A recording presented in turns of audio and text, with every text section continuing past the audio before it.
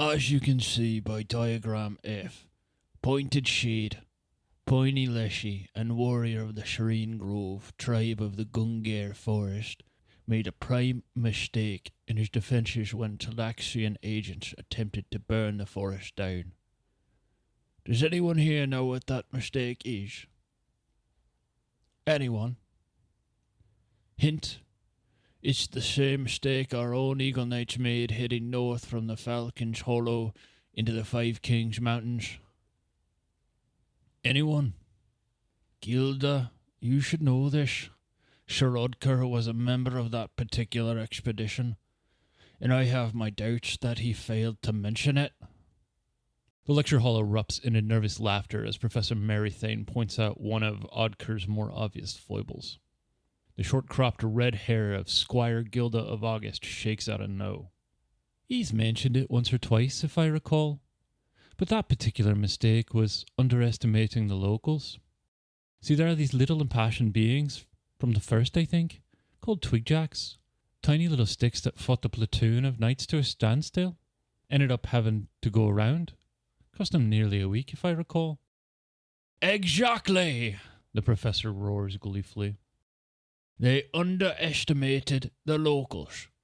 Twigjacks, as you mentioned, are a ferocious and rather deadly foe, specifically when encountered on their own ground, and this is exactly how Pointed Shade was able to defend against the Chilaxians. He had only a handful of druids from the grove and went to confront the Hell Knights. Odds were not in their favour, but when the battle turned toward the Hell Knights, the Twigjacks arrived in numbers. Their unconventional tactics drove the Hell Knights not only from the Gangair, but all the way back to Cheliax. The point is that a home is a home, and if threatened, even natures would normally repel, such as the Twigjack and the Leshy. The locals can be called upon for defence. They know the terrain, and that can be the advantage that swings a battle, or even a war. That will be all for today. Remember, next week is your final week of warfare lore, and should you pass your assessment, you'll be put into field with your knight. And let me be clear, I expect you all to exceed expectations.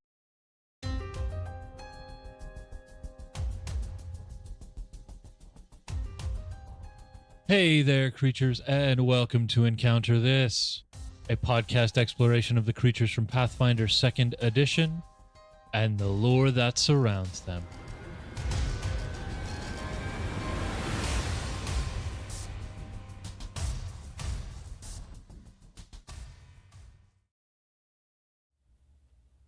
Salt and pepper watermelon, salt and pepper watermelon. Welcome to an episode of Encounter This, where I feel like I'm going to screw up my words today. So I'm practicing beforehand. I am Freeman Splinter Spray Easton. Oh, that was rough.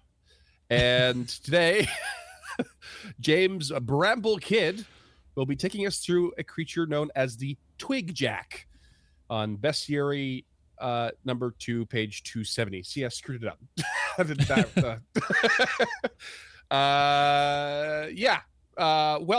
Welcome. I'm excited. The sun is shining in my face. It kind of hurts.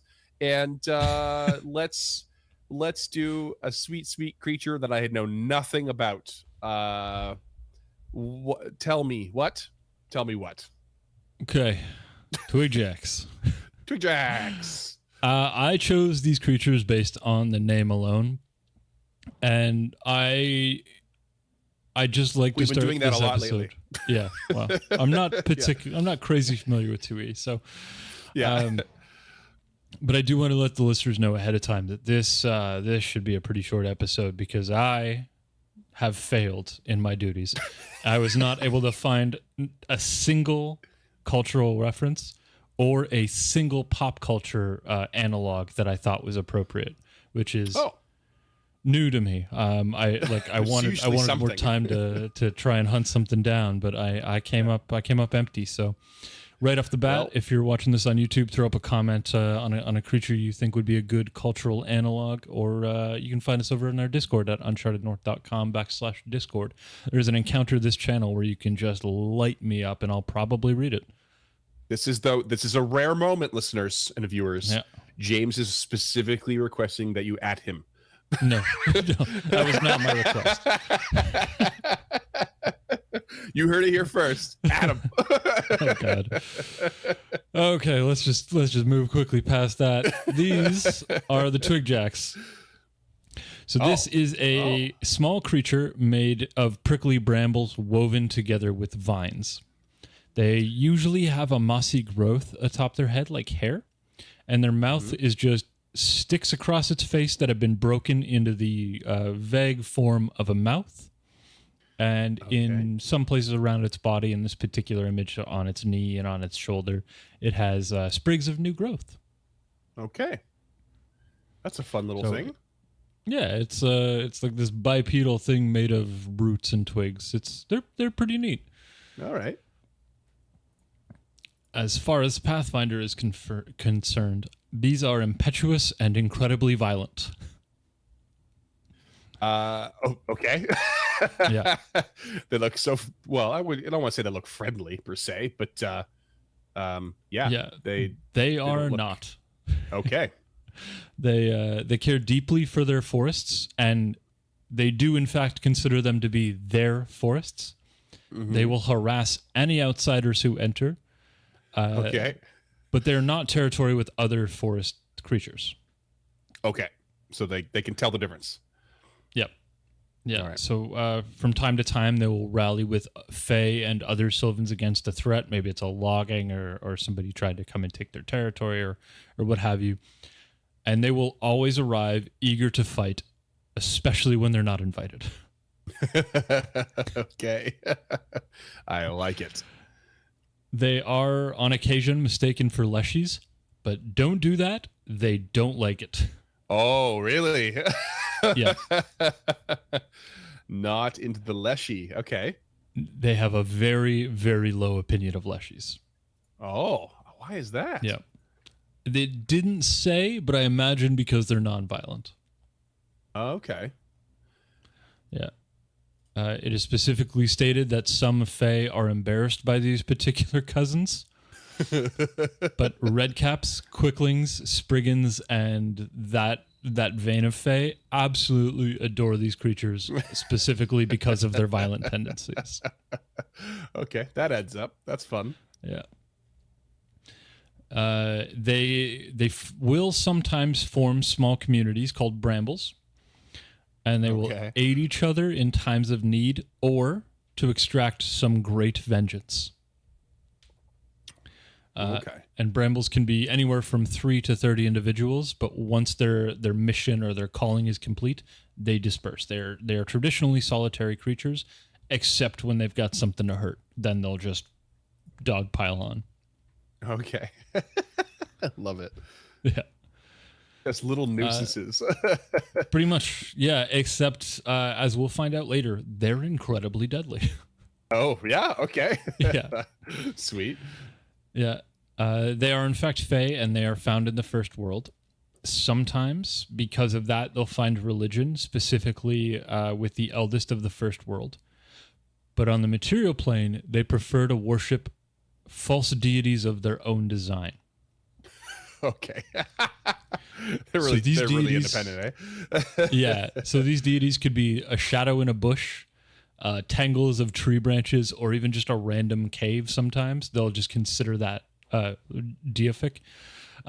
These faiths are obviously highly localized and are not clerical. So if you happen to play a cleric Twigjack, you couldn't just make your deity a tangle of branches that you saw this one time.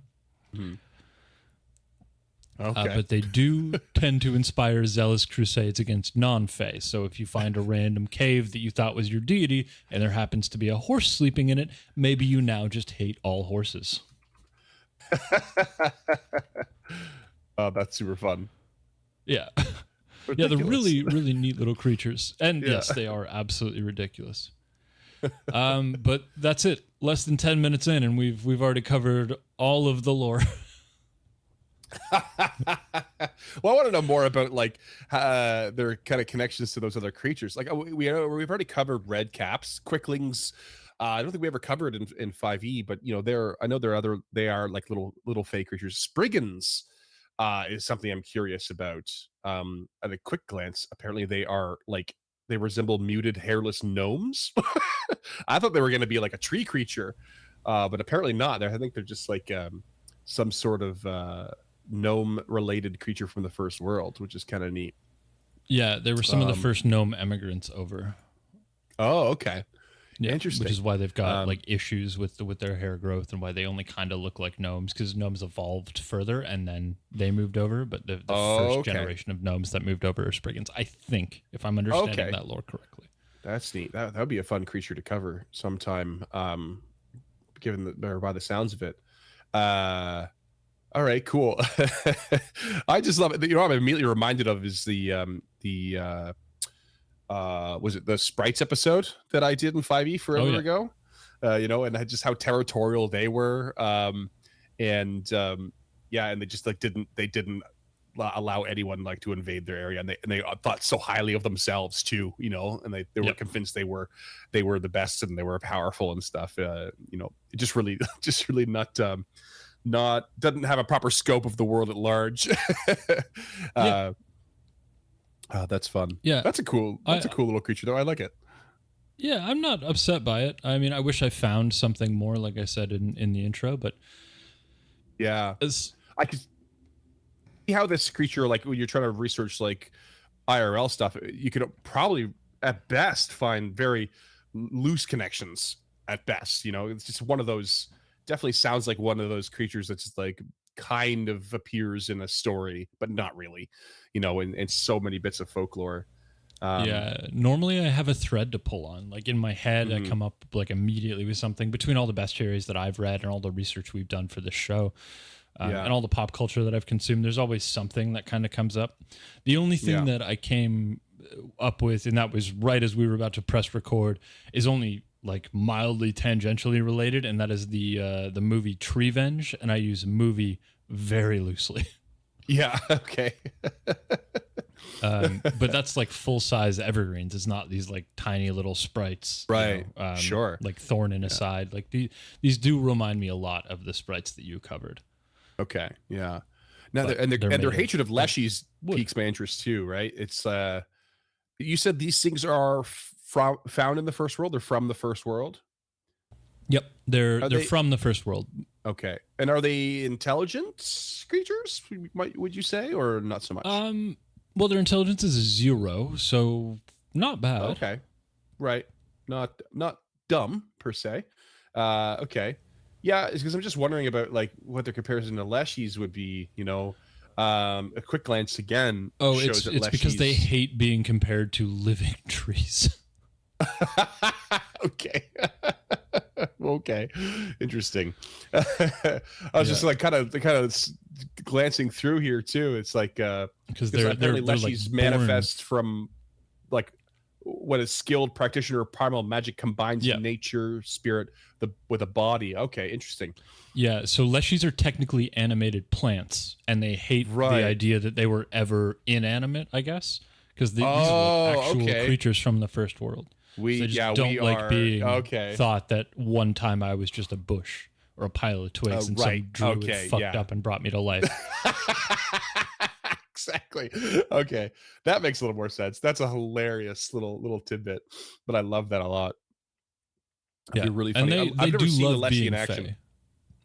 Well, at least not a PC, I should say. I've definitely technically ran a Leshy in my very early days around on 2E, and I'm sure I screwed it up. But I've never seen anyone play a Leshy, and I think they're kind of fun.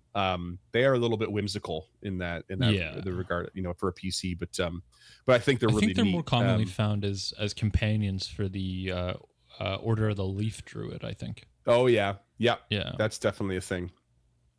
One of our listeners was playing a Leshy for a while as well, and I think it was a Leshy Druid, and had lots of fun stories. Oh, I thought it was a druid with a Leshy. Oh, no, I'm pretty sure they were a Leshy, yeah. Okay. Well, you know who you are. You know where to find us.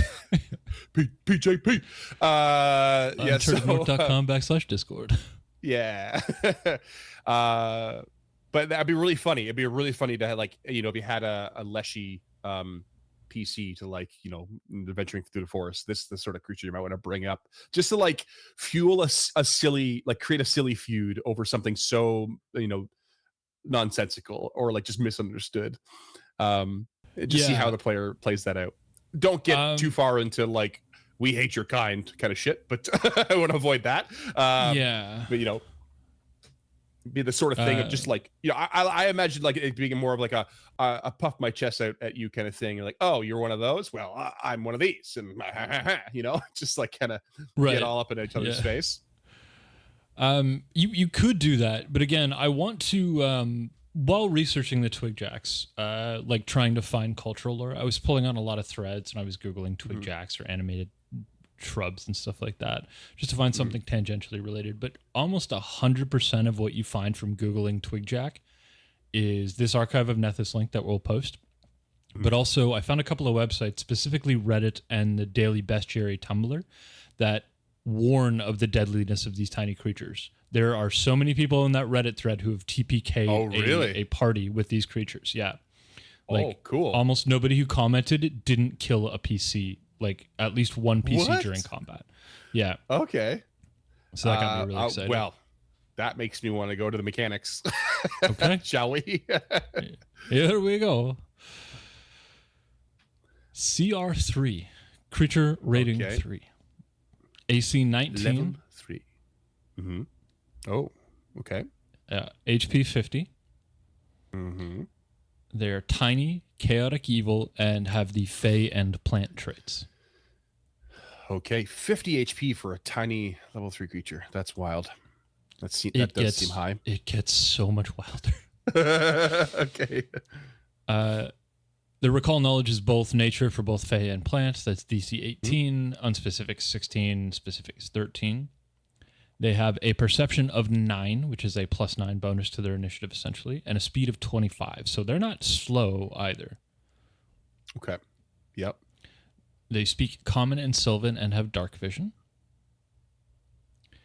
Their ability scores are 2 for strength, 4 for dex, 2 for con, 0 for intelligence, 2 for wisdom, and 1 for charisma. Okay. They got a +11 to their acrobatics, a +9 to athletics, a 7 to nature, and an 11 to stealth. Okay. I mean, quick, sprightly, quiet, tiny, all adds up. Yep. Yeah. They have a 9 fortitude save, a +11 to reflex, and a +7 to their will, and they are weak to fire 5, which, you know, it's a stick. It's a plant. Yep. Their melee attack is a claw attack. It's an 11-7-3. It is agile and finesse. It is a 1d10 +4 slashing, which is not a small amount of damage. Yeah. Yep. Not at all. Max damage 14. Yeah.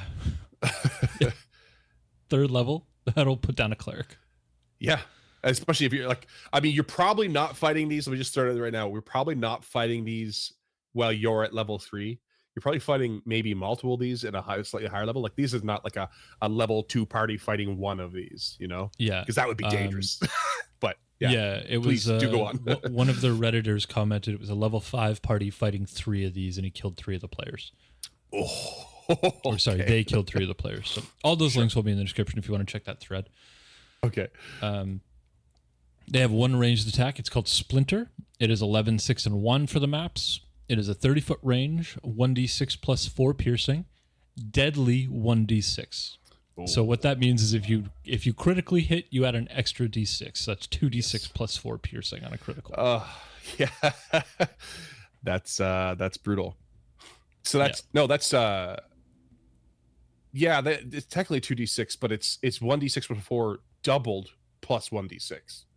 That's why it's so deadly, right? 3d6 +4. It's effectively 3d6, sort of. Yeah, it's wild. That's a sniper right there. Yeah, the crazy shit is that's not even like those are fine, but the other actions is where shit goes sideways. Okay. So they have a 2-action ability called Splinter Spray. Mm-hmm. This is a 15-foot cone. 4d6 piercing, DC 20 basic reflex save, but it has a 1d4 cooldown. Yeah. 46 basic reflex. That could be brutal. That could be really brutal. Yeah.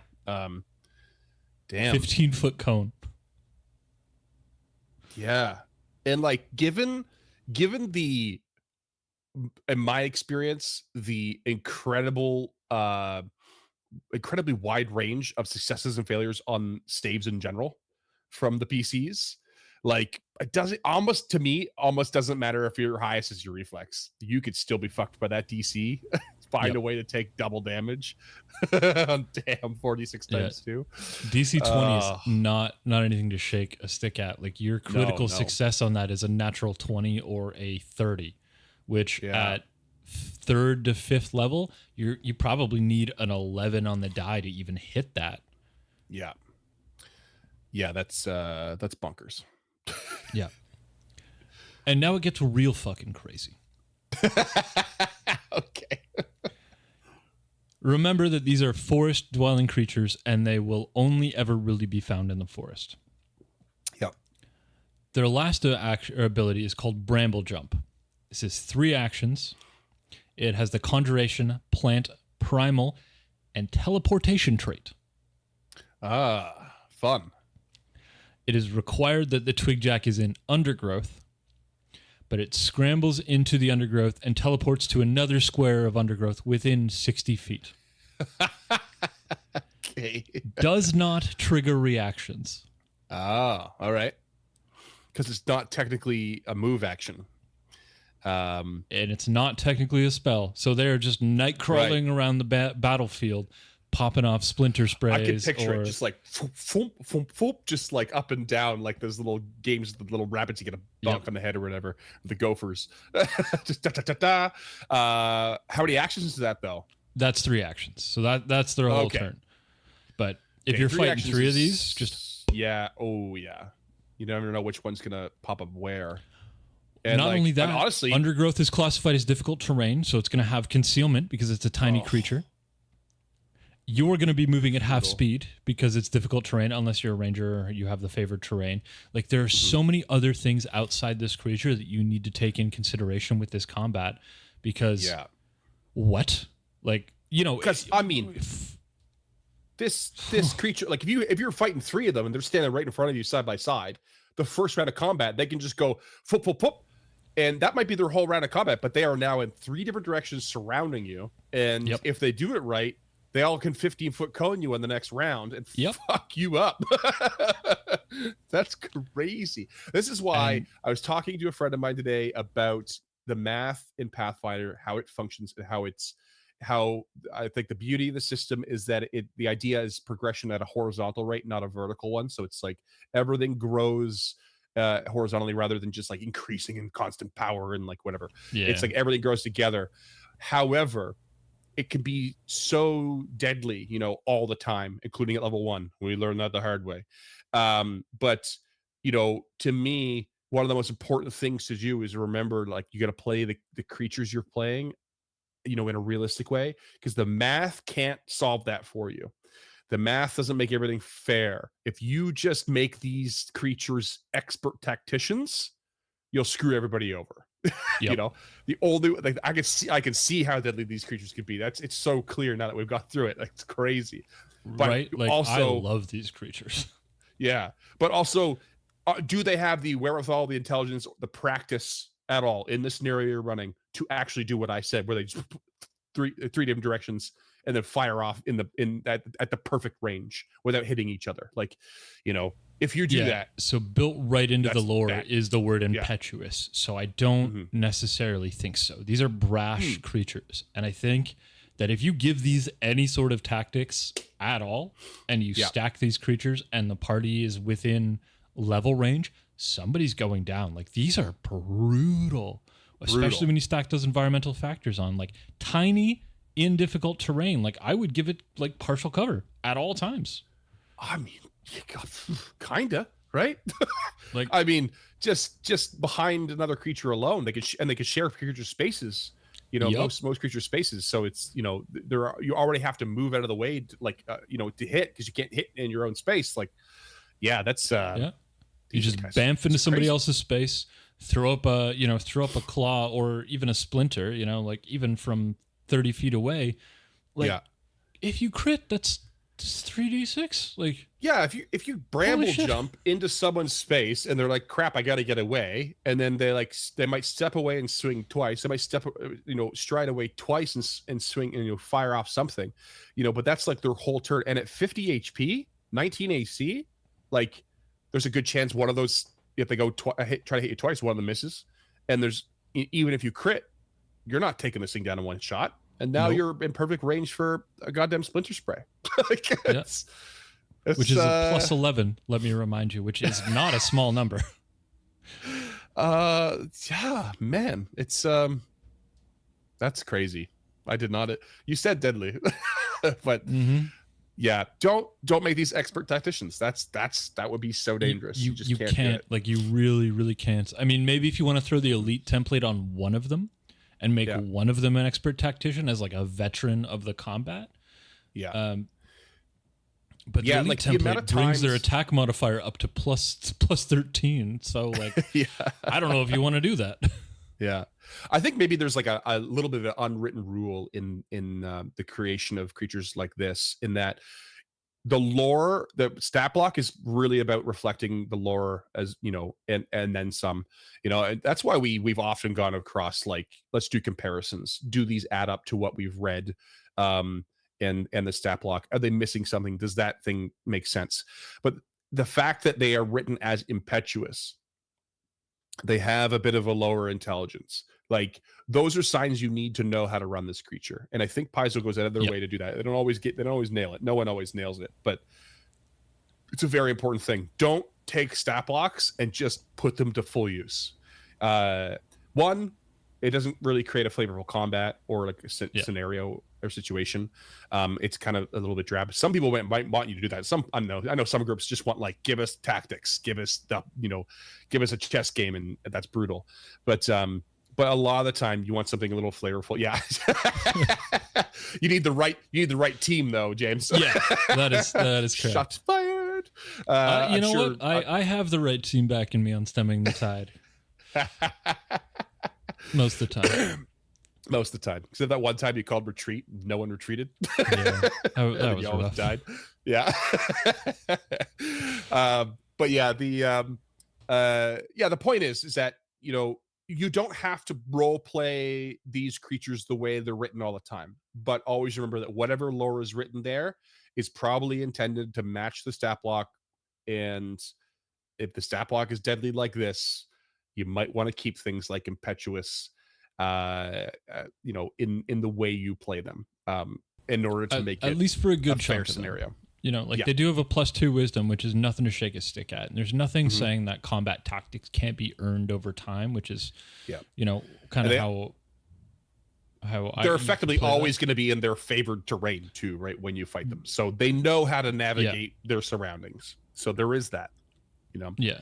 But so there is something there, but I wouldn't chess game this out. I wouldn't sit down and be like, okay, first turn, before the players roll initiative, they're all gonna, like, I wouldn't set this combat up like I would for something that means something, Right. I would like, these would be like harrying, like little harrying creatures, just show up and to piss the party off. Yeah. But this could go sideways so fast, especially when like, difficult terrain is such a crippling thing in 2E. Like, we rarely ever come across it in Stemming the Tide, but when we do, it sucks. Yeah. Especially like me, who I play a PC whose movement is already lower than normal. Like, that's 10 feet of movement per round. Like, it is ruthless for melee combatants. So absolutely. Yeah. Just remember, folks, always have a wide variety of attacking options, especially martials. Don't always try to fight with the one thing. It's okay to specialize to a degree, but lessons have been learned by many a player. If you carry a backup piece, if you only do this one thing, something's gonna fuck you. whether that's as simple as a range attack versus a melee attack, or even a damage type. Those small things. Yes, you like some people kind of get a little worked up about like, well, but I've invested so much in being able to do bludgeoning, or I don't really do a lot of range damage because of my build. That's fine. It's better than not doing anything at all. Little bits always matter. So you might be at a severe disadvantage, but at least add something to what's going on. At least you have an option. Yeah. Yes. If you're a melee focused character, don't leave your javelins in Otari like one of us did. Exactly. There's a hot little spoiler for an upcoming episode of Stemming the Tide. Oh, so good. Yeah. But yeah, I mean, as little lore there is, it's kind of fun and flavorful. It's simple, no IRL stuff. That's fine. But this is definitely a conversation sparker, at the very least. I noticed. Unless are you done? Is there anything else you want to add before I? No. I just threw up the homebrew splash screen so you could dig in. Okay, perfect. Well, it's not technically homebrew, but it's a piece of something you may have missed. In fact, there is an item in Pathfinder 2nd Edition called the Twigjack sack. Oh, I did miss that completely. And it's actually an alchemical bomb that's featured in one of the adventure paths. So it's basically a sharp, flexible brambles that poke through a sack made of intricately intertwined plant fibers. The sack's contents creak under the strain of the tightly compressed bundle. When thrown, the Twigjack sack bursts open, spraying brambles in all directions that gouge and slash nearby enemies. It deals the listed piercing damage based on its level, and persistent bleed damage and splash damage. And many types of Twigjack sacks grant an item bonus to attack rolls. So it's a bomb. It's just a bomb that does piercing damage. Yeah, and piercing and bleed. And piercing splash, which is kind of an odd one. But that's cool. Just thought I'd throw that out there. I think it's probably named after them as opposed to made of them. But absolutely, yeah. I literally found it because I typed in Twigjack 2e, and then the first option was the creature, but then the item was just below it. Yeah, I must have missed that completely. But I'm glad you found that. That's great. I love when items are like themed to creatures. I think that's so interesting. Super cool. Definitely, like, I'm going to do this. You know what this reminds me of? I covered. Yeah. Like, hey, I'm going to invent this nail bomb. But you know what it reminds me of? That one time I almost got killed by a Twigjack. That's basically what this is. Pretty much. This is the Pathfinder version of a pipe bomb. Basically. I mean, you take a piece of PVC pipe, you fill it full of nails, then you stick a can of hairspray in it, and you're good. That's it. Go to town. That is kind of it, unfortunately. Yeah. Shit. The only thing I can find, the only kind of thing I tried to find beyond that was a creature called Spring-Heeled Jack, but it seems to be totally separate, perhaps. But maybe it's worth looking at down the line soon. Yeah, Spring-Heeled Jack reminded me more of something we'd probably touch on if we ever revisited. Shit, what are they called? Not flame skulls. The other little balls of light that you did. Oh, will-o-wisps. Will-o-wisps. Oh, really? Why Spring-Heeled Jack? I don't think they're related. Well, the concept of will-o-wisp is directly related to Spring-Heeled Jack or the Jack-o'-lantern. Oh, yeah, because Spring-Heeled Jack is Jack-o'-lantern. Oh, right. We may or may not have covered that, and I just forgot. We did. We did touch on that a little bit. I don't okay. remember how deeply we went in, but if you're interested in that, feel free to go back and check out will-o-wisps. Why not? Yeah. If you like this tight little half-hour episode, you can find us on patreon.com/unchartednorth. Most of our episodes are substantially longer than this. So your money won't go to waste if you decide to give it to us. It's worth noting that wasn't by design. We tried to keep them half hour, 45 minutes. We just couldn't. Yeah, it just wasn't. We just found too much interesting shit. Yeah. This is Paizo's fault, I guess.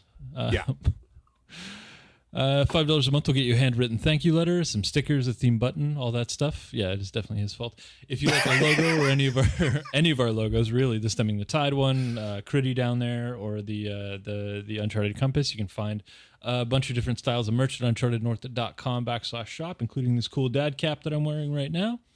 You can find us on our socials. They're all linked below in the description. Facebook, Instagram. You guys will figure it out. If you want to find the show notes for this, as well as our reading list, you can find that at encounterthis.ca. If you could rate and review on your platform of choice, that really helps us get noticed. And if you're on YouTube, hit the like and subscribe button to be notified when new episodes come out. These are all video all the time now, so eventually I'll be adding our 5e back catalog to the YouTube channel there, but it won't be as visually entertaining as these ones are. That's for sure. But that's going to do it for us today, creatures. Thank you so much for hanging out with us for this little guy, this little Twigjack of an episode. Yeah. And we will see you again in 2 weeks for our next most episode, which will be, I don't know yet. So something. We'll have to tune in for the surprise. We'll figure it out. And just remember, hit us up on the Discord for lively conversation about creatures like this. Mistakes in what we did, fun stories. Hit us up if you've killed someone with this thing. We would love to hear that story in the Discord. Those are my favorite stories. To be honest, though, I would also be happy to hear about you were building a deck and you got a splinter and it made you want to die, and that's tangentially related. Because those things are debilitating. It's brutal. Yeah, the two of us are pretty much always online on the Discord, so you can come harass us over there. That again is at unchartednorth.com/Discord, and it will be a direct link to the server in the descriptions of both the audio and video of this. So please come on over, hang out, chat with us, throw shade if you got it. And I'll just leave you with this one philosophical thought. What is a splinter but nature's piercing, persistent damage? Always for listening to Encounter This.